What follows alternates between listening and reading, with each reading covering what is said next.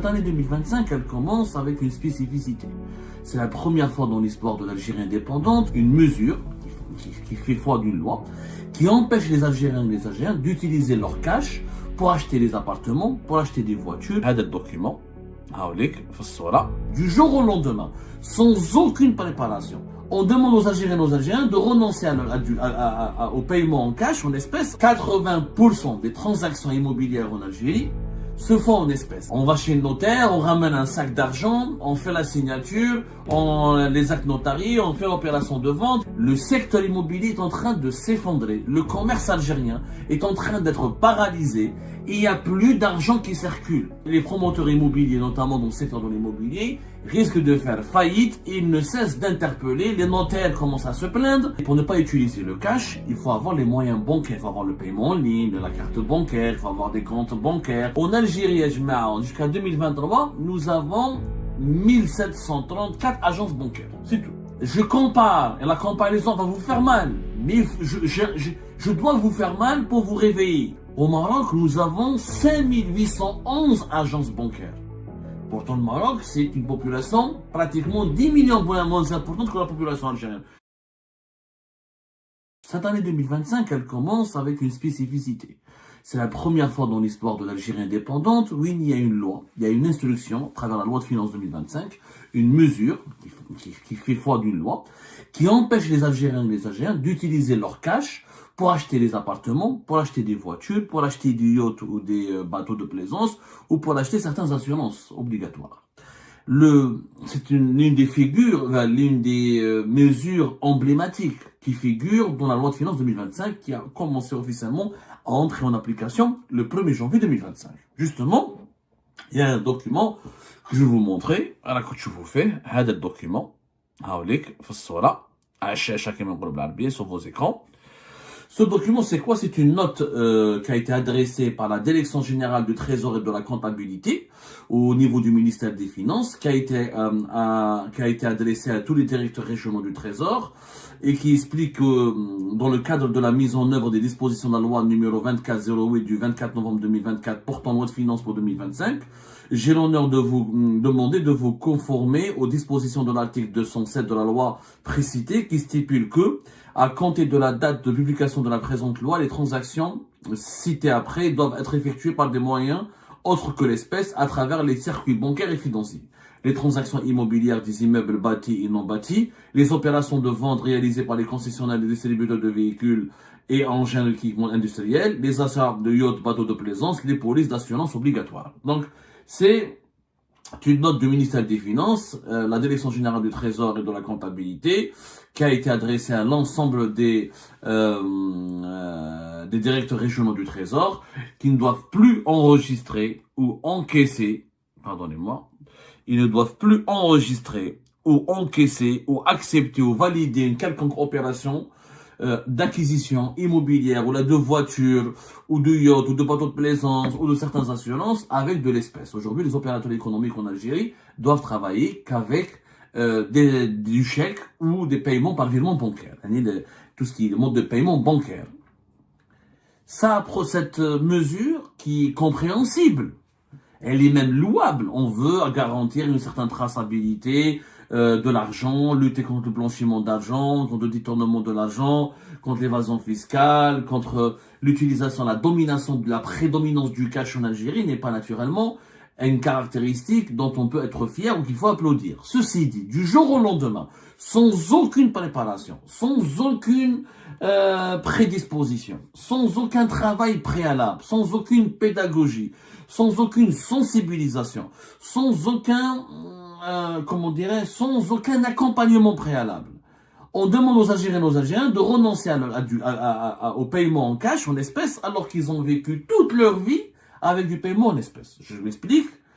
80% des transactions immobilières en Algérie se font en espèces. 70 à 80% de toutes les transactions commerciales en Algérie se font en espèces. Qu'on achète des produits alimentaires dans le marché, ou qu'on achète des médicaments dans les pharmacies, ou qu'on achète des voitures, ou des appartements, 80% se font en cash. On va chez le notaire, on ramène un sac d'argent, on fait la signature, les actes notariés, on fait l'opération de vente et les notaires doivent l'enregistrer auprès des organismes habilités comme les directions du trésor, les impôts, etc. Et tout est réglé. C'est comme ça que le commerce se déroulait en Algérie jusqu'à 2025 et du jour au lendemain. Encore une fois, sans aucune préparation, sans aucune mesure d'accompagnement. On demande aux Algériens de renoncer à ce qu'ils faisaient depuis pratiquement l'indépendance du pays. On leur demande de changer leurs habitudes, de changer leur mode de paiement par magie. La conséquence, elle est quoi? Aujourd'hui, le 12 janvier 2024, le secteur immobilier est en train de s'effondrer. Le commerce algérien est en train d'être paralysé. Et il n'y a plus d'argent qui circule. Je dis bien, il n'y a plus d'argent qui circule au point où les gens, quand tu leur interdis d'utiliser leur cash, et ben leur cash, ils le cachent chez eux, l'argent ne circule plus, l'activité économique est paralysée, et les promoteurs immobiliers, notamment dans le secteur de l'immobilier, risquent de faire faillite et ils ne cessent d'interpeller. Les notaires commencent à se plaindre, les promoteurs se plaignent, les entreprises, les petites et moyennes entreprises qui travaillent dans le BTP comme dit sous-traitants se plaignent, les vendeurs de matériaux de construction commencent à se plaindre parce que l'activité économique, elle est au ralenti. Sans cash, pas d'activité économique en Algérie. Pourquoi? L'explication, elle est très rationnelle. Pour ne pas utiliser le cash, il faut avoir les moyens bancaires. Il faut avoir le paiement en ligne, la carte bancaire, il faut avoir des comptes bancaires, il faut avoir le carnet de chèques. Il faut qu'on soit un pays avec un système bancaire développé. Ce n'est pas le cas de l'Algérie. L'Algérie est l'un des pays les moins bancarisés de l'Afrique du Nord et du Moyen-Orient. Il faut savoir que le taux de bancarisation, on parle de taux de bancarisation. C'est-à-dire combien de foyers, combien de ménages ont accès à un service financier, à un compte bancaire. C'est ça ce que c'est le pourcentage des ménages qui détiennent un compte bancaire. C'est ça le taux de bancarisation. Le taux de bancarisation en Algérie, il est de même de 44%. Il est uniquement de 44%. C'est-à-dire même pas plus que la moitié. Pratiquement presque 60% de la population algérienne n'a pas un compte bancaire, n'a pas accès à un service bancaire, n'utilise pas le service bancaire ou le service financier bancaire classique pour ses opérations de commerce, les opérations de paiement ou là pour les achats des produits quotidiens. Pour vivre au quotidien, on n'utilise pas le compte, des comptes bancaires. Les Algériens n'ont pas beaucoup de comptes bancaires parce qu'on a un secteur bancaire catastrophique. Nous avons un nombre d'agences bancaires extrêmement faible. En Algérie, jusqu'à 2023, nous avons 1734 agences bancaires. C'est tout. 1734 agences bancaires dans un pays de plus de 47 millions d'habitants. Bon, et vous, ça logique.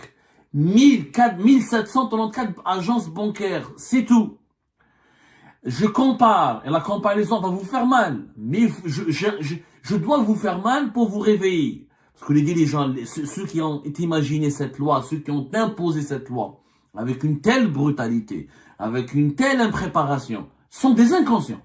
La preuve, au Maroc, nous avons 5811 agences bancaires. Pourtant, le Maroc, c'est une population pratiquement 10 millions moins importante que la population algérienne. Au Maroc, ils sont entre 38 et 39 millions. Nous sommes à 47 millions. 5811 agences bancaires. En Maroc jusqu'en 2023. En Tunisie, je fous la Tunisie.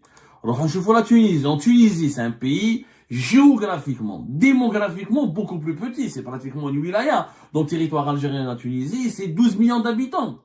C'est pas l'Algérie, c'est 47 millions. Ils ont 2041 agences bancaires.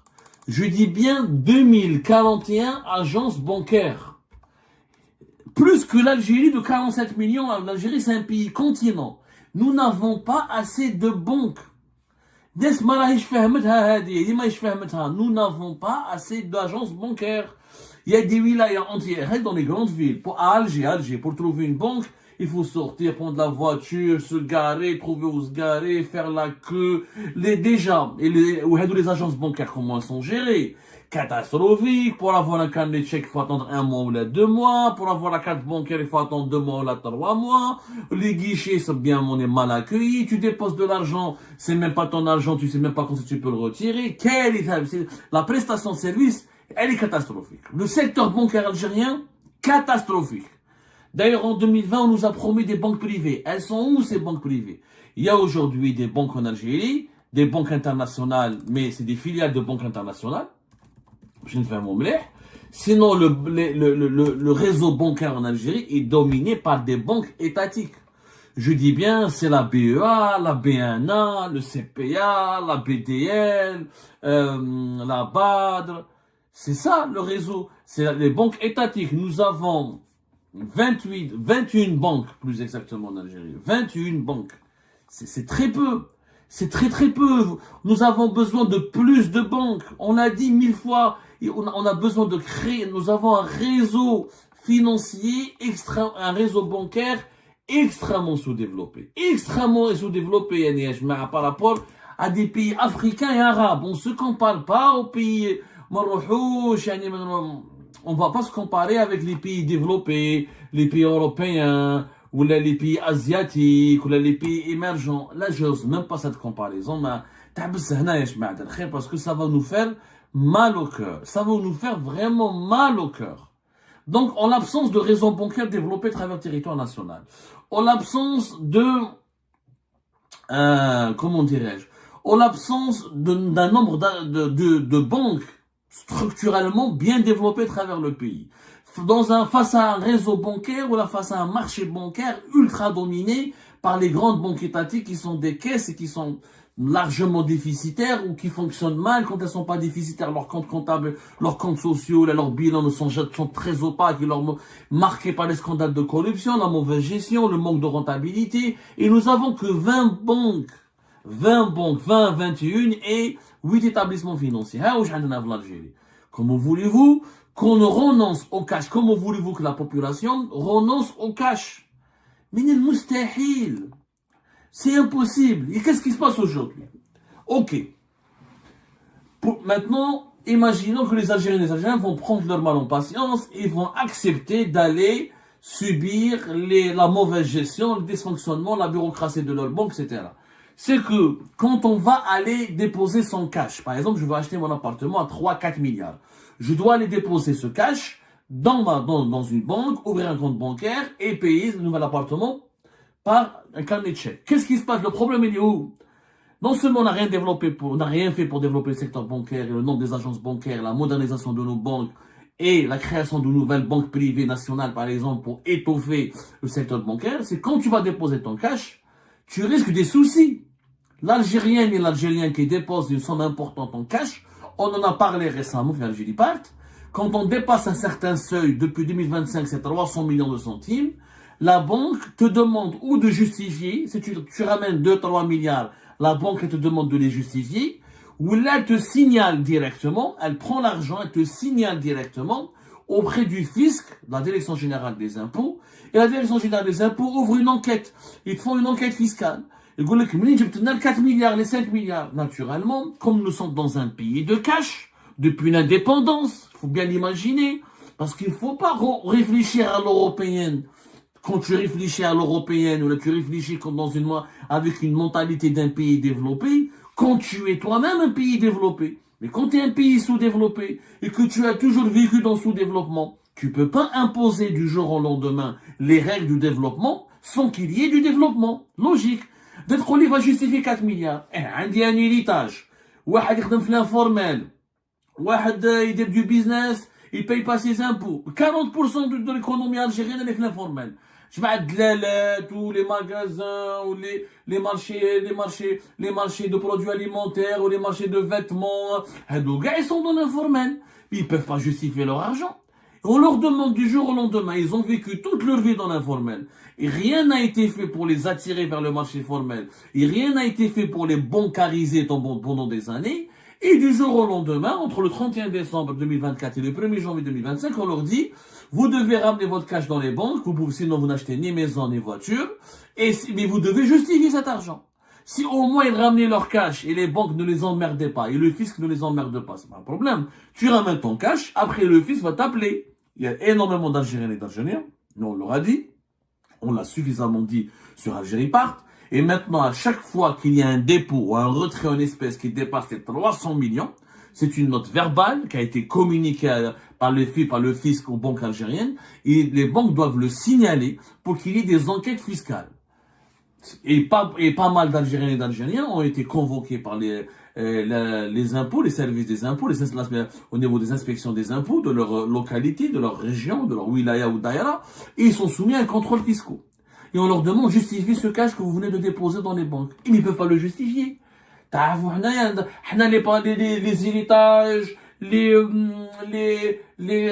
ventes, les constructions inachevées, l'informel, la majorité des Algériens et des Algériens ne peuvent pas justifier de façon traçable, de façon rigoureuse, la provenance de leur cash. Du coup, que font maintenant les Algériens et les Algériens? Ils ne dépassent plus leur cash. Ils n'achètent plus d'appartements. Le secteur immobilier est en train de s'effondrer. Les promoteurs, proches de la faillite. Ils ne vendent plus leurs appartements. Il faut savoir que même dans les grandes villes, non parlons pas des petites villes de l'intérieur du pays, les wilayas de l'intérieur, les wilayas du sud, même dans les grandes villes, Alger, Oran, Constantinople, Annaba, Bjaïa, 80%, entre 70 à 80%, il y a même même des régions du nord du pays où les transactions immobilières à 100% se font avec le cash. 100%. Du jour au lendemain, on l'interdit. Et les gens n'achètent pas. Parce que quand je vais à la banque, on me demande de justifier cet argent, j'ai pas le justificatif, et après je risque d'être convoqué par les gendarmes, ou là par les impôts, on va faire une enquête fiscale sur moi, on va m'emmerder, et j'ai peur, les gens ont peur, ne déposent pas leur cash. Qu'est-ce qui s'est passé? Les banques n'ont pas récupéré le cash, les promoteurs n'ont pas vendu leurs appartements et n'ont pas récupéré leur argent, les fabricants de ces appartements, parce que le promoteur il n'est que le vendeur, mais l'appartement quand il est créé, quand il est fabriqué, quand il est construit, il y a où les entreprises étrangères, les Chinois et les Turcs qui les construisent, ou les entreprises nationales, les sous-traitants, les vendeurs de faïence, le vendeur de marbre, le vendeur de meubles, les vendeurs c'est toute une économie, le BTP. Le vendeur du bois, le vendeur du ciment, les gars, ils seront pas payés. Parce que le promoteur, souvent, ils payent pas la totalité de leur charge à la fin de leur chantier, où ils attendent de vendre leurs appartements pour s'acquitter de toutes les factures. Ils peuvent pas s'acquitter de toutes leurs factures parce qu'ils n'arrivent pas à vendre leurs appartements. Ils n'encaissent pas leur argent. Du coup, le cash, l'argent, cette mesure anti-cash du régime algérien a provoqué une pénurie du cash. Il n'y a plus d'argent dans le marché. Les gens qui ont de l'argent ne veulent pas les placer dans les banques parce qu'ils ont peur que les banques et le fisc leur courent après, parce que depuis 2023, ça a commencé en 2022 et 2023 et ça s'est aggravé en 2024, il y a plein d'enquêtes fiscales, les enquêtes des gendarmes, les enquêtes de la police. Dès que quelqu'un est riche ou il manifeste des signes de richesse, il est soumis automatiquement à une enquête parce qu'il est soupçonné d'être, ou il fait du blanchiment d'argent, ou il fait de la spéculation, ou c'est un baron informel, ou c'est un trafiquant de drogue. On soupçonne toute personne qui est riche d'avoir commis des infractions. Du coup, on a fermé le système économique, on a verrouillé le pays, le cash ne circule plus comme avant, le cash est caché, les gens, qu'est-ce qu'ils font de le cash? Ils achètent de l'euro, ils achètent des devises pour constituer des économies en euros. Il y a tellement de demandes sur l'euro que l'euro reste très élevé, il a dépassé les 250 déjà. Il est à la fin du mois de décembre, il avait redescendu un peu. Ensuite, là, il remonte. Il a redépassé, il a atteint encore une fois la barre de 253. Il va redépasser la barre de 255 à la vente. Donc, les gens, on n'en a pas du tout, personne n'en a profité de cette loi, de cette mesure trop barbare, trop brutale, je dis bien trop brutale.